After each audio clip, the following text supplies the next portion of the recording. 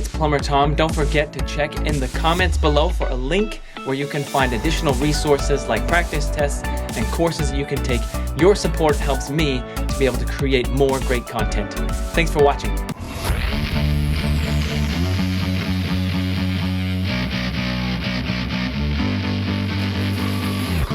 Hello, welcome to this presentation of the International Fuel Gas Code.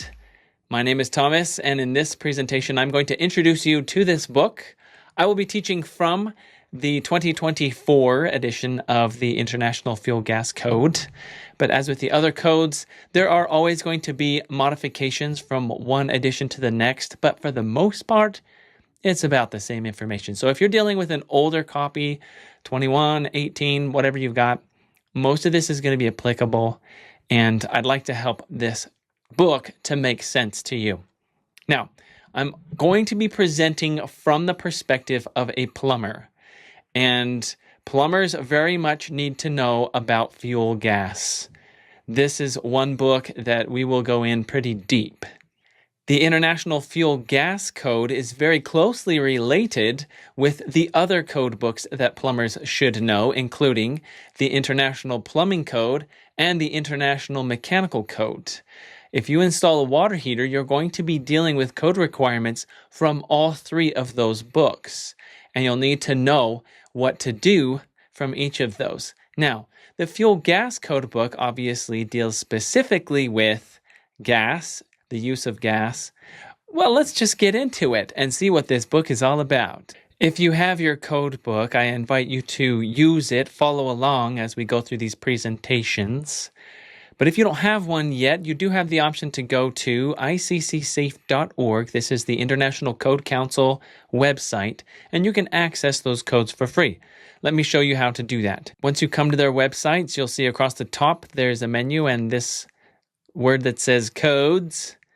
Click on codes, and it's going to bring up codes and standards. If I go to the I codes, I can select which year I would like to see. Wherever you live, your jurisdiction may be on a different year, but I'm going to be presenting from the 2024, so let's go to the 24 I codes. You'll see them listed out. And then we have down the list the International Fuel Gas Code 2024. When I click on that, it brings up the actual code. This is great if you're out there in the field and you don't have your book with you. You just need to look something up quick. Keep in mind that you cannot download, print, or copy these. They give you free access, but it's just to look things up. If you want a code book, buy one, okay? We don't need to be pirating out there. Okay, let's take a minute and look into the introduction of this book. It's called the preface. If I click on preface, it's going to bring up what's written inside of here. They do mention formatting changes. The 2024 International Fuel Gas Code, if you buy that book and compare it to any previous edition, you're going to get like this super shock like I did. I'm like, what happened here? They took away all the columns and they put it all spread across the page. I mean, the words are all still there. The content's about the same, but it's very different in appearance. And for me, visually, I prefer the columns, but it is what it is. They say here, though, they just did that so that it would better align with the print and PDF versions.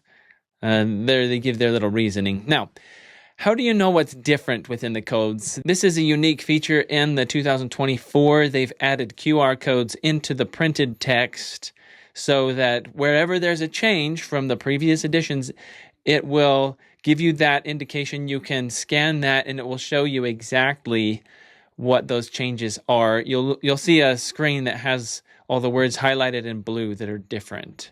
So that's helpful. Other than what if I don't have reception? What if I don't have a cell phone?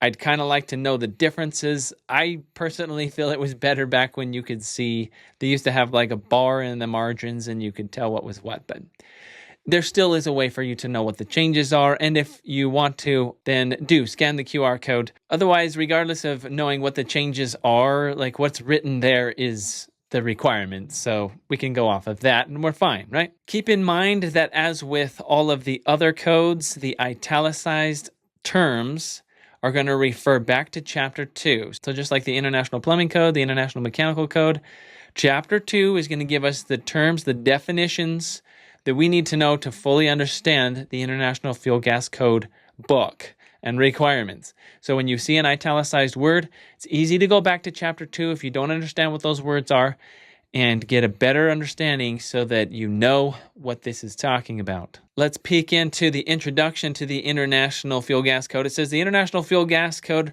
establishes minimum requirements for fuel gas systems and gas-fired appliances using prescriptive and performance-related provisions. It is founded on the broad-based principles that make possible the use of new materials and new fuel gas system and appliance designs. Manufacturers are continually coming out with different appliances, different piping systems, and so the code is going to change to keep up with that. That's what they're saying here. The International Fuel Gas Code is a model code that regulates the design and installation of fuel gas distribution piping and systems, appliances, appliance venting systems, and combustion air provisions, gaseous hydrogen systems, and motor vehicle gaseous fuel dispensing stations. The definition of fuel gas includes natural, liquefied petroleum, manufactured gases, and mixes of these gases. So there are a number of gases we might use for appliances, and the main one, of course, is natural gas. That's mostly what we're going to look at, but this does cover the others, including LP or propane and other types, right? Other mixes. Now, as a plumber, what am I going to focus on in this book? To me, it helps for me to think of this similar to plumbing. So go back to the plumbing code book. What are the most important systems that we install? What's the main function of a plumber to begin with? You bring clean water into the building and you take the wastewater away. That's your job. I mean, I'm just going to put it down to the simple. Bring the water in and get rid of the waste. Now, going over to the fuel gas code, it's not that different because we have appliances we're going to use for heating space and heating water. And we've got to bring in the gas so that we can burn it. And we've got to remove the combustion byproducts, the exhaust. And that's basically it. There's a lot of other requirements and things that go along with that, but bring it down to the simple. I'm going to be bringing the gas in. I'm going to be getting the exhaust out. Those are the things I'm going to focus on in the International Fuel Gas Code. All right, have a look at the chapters in the International Fuel Gas Code. The first two are just like the others. We've got the scope and administration, detailing the rules of the game and how code officials work and how permits work and all that stuff. And Chapter 2, which is on definitions, we'll take a look at specific definitions to the International Fuel Gas Code that I feel are useful to know, but there's a bunch of them. And it's important to understand all those words as you're reading the rest of the book. In Chapter 3, we get the general regulations. This is just like the plumbing code and mechanical code as well. Chapter 3 contains broadly applicable requirements related to appliance location and installation, appliance systems and access, protection of structural elements and clearances to combustibles, among other things. So that chapter covers combustion air provisions. Now, that one, a little pocket of extremely important information in Chapter 3, combustion air. You know, I talked about the simple on this. I'm going to bring the gas in, I'm going to get the exhaust out, but there is that other piece for combustion. I need gas and I need oxygen from the air, and I've got to be providing both. So we will pay particular attention in Chapter 3 to combustion air and what are the requirements for us to have enough oxygen to get it right. So anyway, that's a really important piece of Chapter 3. A lot of the rest of it resembles other code where it's like, yeah, put your nail plates on and, make sure your pipe's supported and all that sort of stuff. Chapter 4 gets us right into the gas piping side of it. And it is a huge chapter. I mean, it's got so many pages and so many tables. Don't worry, we'll make sure you understand all of that. But basically, it's going to tell us about how we install gas pipe and how we size the gas pipe. It says, Chapter 4 covers allowable materials for gas piping systems and the sizing of installation of such systems. It also covers the pressure regulators, appliance connections, and overpressure protection devices.